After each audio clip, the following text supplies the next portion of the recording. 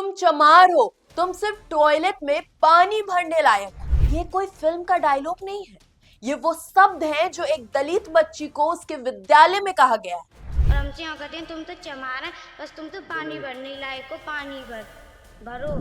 शायद उस बच्ची को अभी ये भी पता ना हो कि जाति होती क्या है, वो इतनी छोटी है। और सवाल है कि क्या आज भी हमारे स्कूलों में बच्चों को उनके सपनों से पहले उनकी जाति से पहचाना जाता है?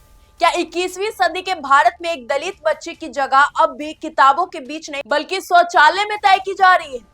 आज मैं बात कर रही हूँ उत्तर प्रदेश के अलीगढ़ से आई एक ऐसी वीडियो की जो इस वक्त तेजी से वायरल हो रही, जिसने शिक्षा व्यवस्था, संविधान और सामाजिक संवेदनशीलता तीनों पर गंभीर सवाल खड़े कर दिए हैं।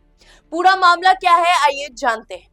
घटना उत्तर प्रदेश के अलीगढ़ जिले की है, जहां एक सरकारी विद्यालय में पढ़ने वाली एक दलित छात्रा ने आरोप लगाया है कि स्कूल के एक शिक्षा मित्र ने उसे शौचालय साफ करने के लिए मजबूर किया।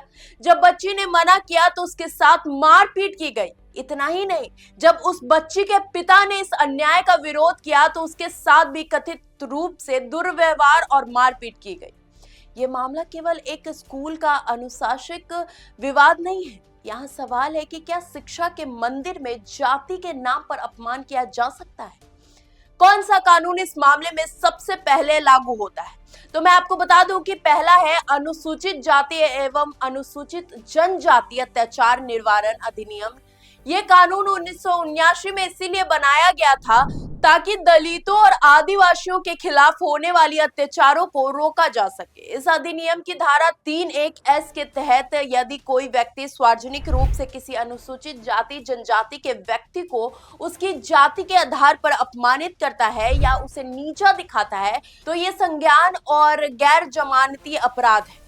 इसमें सजा क्या हो सकती है, आइए उस पर विवाद करते हैं। न्यूनतम 6 महीने से लेकर 5 साल तक की सजा इसमें हो सकती है, साथ में जुर्माना भी हो सकता है। दूसरा इसमें आता है भारतीय दंड संहिता आईपीसी की धाराएं। मारपीट के लिए धारा 323, धमकी देने के लिए धारा 506 और अपमान और भेदभाव के अन्य प्रावधान। तीसरा इसमें आता है शिक्षा का अधिकार।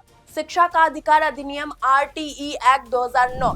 ये अधिनियम साफ कहता है कि 6 से 14 वर्ष के हर बच्चों को बिना भेदभाव के शिक्षा का अधिकार है। किसी भी प्रकार का जातीय भेदभाव इस अधिनियम की भावना के खिलाफ है। और चौथा इसमें आता है संवैधानिक प्रावधान। भारत का संविधान विशेषकर अनुच्छेद 14 समानता का अधिकार, अनुच्छेद 15 धर्म जाति लिंग के आधार पर भेदभाव का, अनुच्छेद 17 स्पष्ट कहता है कि अस्पृश्यता मतलब अछूतता का किसी भी रूप में पालन अपराध है। तो सवाल है कि अगर एक दलित बच्ची को उसकी जाति के आधार पर शौचालय साफ करने के लिए कहा गया तो क्या ये आधुनिक रूप से अछूतापन नहीं है? ये घटना केवल कानूनी नहीं सामाजिक भी है। स्कूल वो जगह है जहां बच्चे डॉक्टर, इंजीनियर, शिक्षक और नेता बनने के सपने देखा करते हैं, लेकिन अगर वहीं उन्हें उनकी जाति का आईना दिखा दिया जाएगा तो समाज किस दिशा में जाएगा? जातीय भेदभाव केवल अपमान नहीं करता, ये आत्मविश्वास को तोड़ता है, मानसिक स्वास्थ्य पर असर डालता है और शिक्षा से बच्चों का विश्वास हटा देता है। नेशनल क्राइम रिकॉर्ड्स ब्यूरो के आंकड़े बताते हैं कि दलितों के खिलाफ अपराधों के मामलों में लगातार वृद्धि दर्ज की जा रही है, जो कि ये दर्शाता है हमें कि कानून होने के बावजूद सामाजिक मानसिकता में बदलाव अभी भी अधूरा है। अब सबसे बड़ा सवाल यह है कि क्या केवल निलंबन काफी है? यदि जाति सूचक अपमान और शारीरिक हिंसा साबित होती है तो दोषी शिक्षा मित्र के खिलाफ SC/ST एक्ट के तहत FIR दर्ज होनी चाहिए और तत्काल गिरफ्तारी होनी चाहिए। जिला प्रशासन और शिक्षा विभाग की जिम्मेदारी है कि निष्पक्ष जांच हो, बच्ची और उसके परिवार की सुरक्षा सुनिश्चित की जाए, स्कूल में एंटी डिस्क्रिमिनेशन मॉनिटरिंग हो। ये मामला सिर्फ अलीगढ़ का नहीं है, ये पूरे देश के लिए चेतावनी है। जब हम नया भारत, डिजिटल इंडिया, विकसित भारत की बात करते हैं तो हमें ये भी सुनिश्चित करना होगा कि हमारे स्कूल जाति से मुक्त हो। एक बच्ची का सपना, उसकी किताब, उसकी गरिमा किसी भी सामाजिक पूर्वाग्रह से बड़ी होनी चाहिए। शिक्षा बराबरी का सबसे बड़ा हथियार है, लेकिन अगर वही शिक्षा व्यवस्था भेदभाव करने लगे तो लोकतंत्र कमजोर हो जाता है।